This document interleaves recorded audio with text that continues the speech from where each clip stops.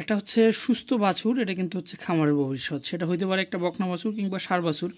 আজকে যেটা বকনা, এই বকনাটা কিন্তু কোনো একদিন গিয়ে একটা ভালো একটা গাভী হবে। আর যেইটা একটা ষাঁড় বাছুর আছে, আল্লাহ চাইলে এই ষাঁড় বাছুরটা কিন্তু বড় একটা ষাঁড় হবে, 1000 কেজি 1500 কেজিরও ষাঁড় হয়।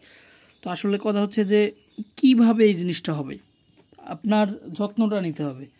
তো আমি আগেও বলছি যে একটা বাছুরের যত্ন কিন্তু শুরু হয় তার মায়ের পেট থেকে।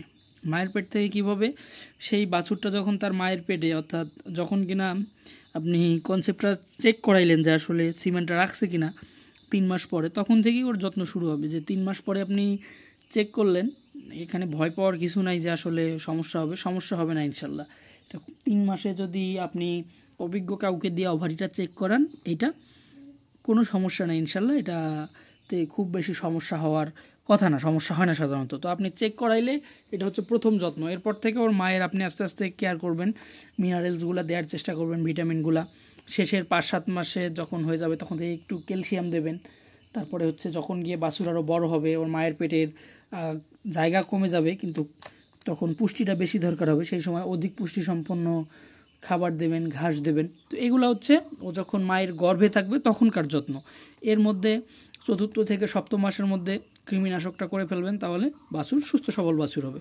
এখন এই বাছুর যখন হইল, বাছুর হওয়ার পরের যত্ন হচ্ছে আপনার বাছুরকে শাল দুধ খাওয়াইতে হবে। এটা হচ্ছে প্রথম কারণ, হচ্ছে শাল দুধ কিন্তু বাছুরের জন্য ভ্যাকসিন হিসেবে কাজ করে। তো আপনি শাল দুধ খাওয়াইলেন, এর পাশাপাশি বাছুরকে তার শারীরিক ওজনের 10 ভাগ হারে দুধ খাওয়াবেন।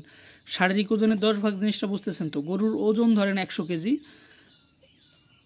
সব কিছু মিলে একবারে চামড়া, পশম, শিং, হাড্ডি গুড্ডি, ওর পেটের যে খাবার, এটা সব কিছু মিলে ওর যেটা বডি ওয়েট, সব কিছু মিলায় যেটা ওজন, এটা হলো বডি ওয়েট।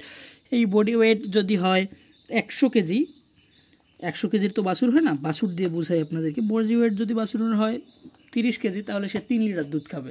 এটা হলো তার প্রথম যত্ন। এরপরে কিছুদিন পর থেকে এই বাছুর দুধের পাশাপাশি তাকে হচ্ছে আপনি দানাদার খাবারে অভ্যস্ত করবেন। দানাদার খাবার যদি আপনি বাছুরের জন্য সুষম দানাদার খাবার নিজে বানাইতে পারেন, তাহলে তো আলহামদুলিল্লাহ, কোনো সমস্যাই নাই। অনেকে হচ্ছে বানাইতে পারেন না, বা হচ্ছে একটা দুইটা বাছুরের জন্য তো খাবার বানানোটা আসলে ওইভাবে লাভজনক হয় না। কী জন্য লাভজনক হয় না? একটা দুইটা বাছুরের জন্য আপনি যখন খাবার রেডি করতে যাবেন, বিভিন্ন ইনগ্রিডিয়েন্টসগুলো কিনবেন, তখন আপনার দামে পোষায় না। তো এই জন্য অনেকে হচ্ছে যে একটা সহজ সমাধান খুঁজেন, যেখানে সহজ সমাধান কি, এটা একটা সহজ সমাধান নিয়ে আসছে। এই যে বিভিন্ন কোম্পানিগুলো তো আছে আমাদেরকে রক্ত চষার জন্য। তো যাই হোক, রক্ত চুষলেও এটা মোটামুটি আসলে মানে সাধ্যের মধ্যে আমাদের একটা সমাধান। দেখেন, এটা হচ্ছে বাছুরের জন্য একটা সুষম খাদ্য, বভিনো কাপ স্টার্টার।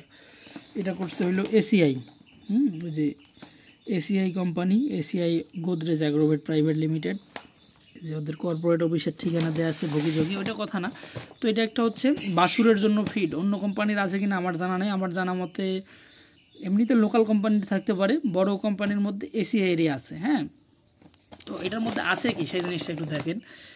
ময়েশ্চার দেখার দরকার নেই, প্রোটিনটা দেখতে পারেন 22% সর্বনিম্ন। 22% না থাকলেও তো 20 ভাগ প্রোটিন থাকতে পারে।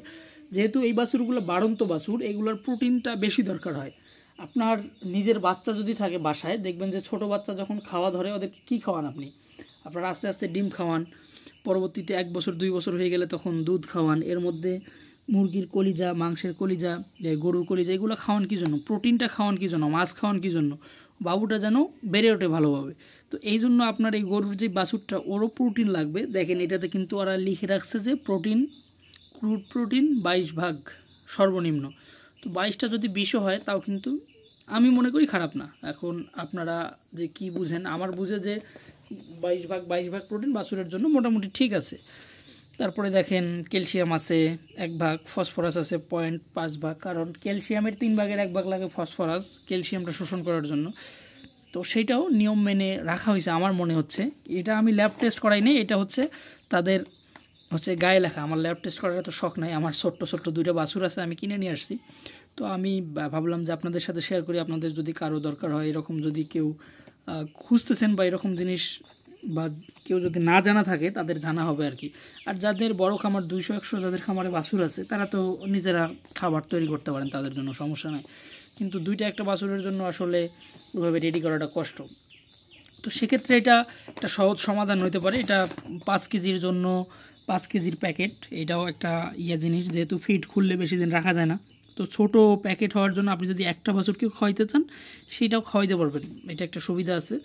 তো দেখেন যে এটা মোটামুটি কত দিনে কতটুকু খাওয়াবেন, প্রথম সপ্তাহে দ্বিতীয় সপ্তাহে আসলে তো আমরা 15 দিনের পর থেকেই দানাদারে অভ্যস্ত করার চেষ্টা করি, বা 7 দিনের পর থেকে আমরা ঘাস খাওয়ার দেওয়ার কথা বলি।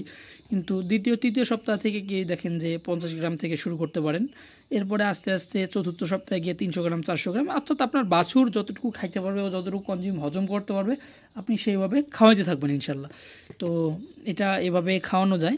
তো এটা ওরা একটা তাদের অনুপাত অনুযায়ী তারা যে প্রোটিন টোটিন সব কিছু মিলায় যে একটা তারা তৈরি করছে একটা খাবার, কতটুকু খাওয়ানোটা সুষম হবে ওর জন্য ভালো হবে সেটা কিন্তু ওরা লিখে দিছে।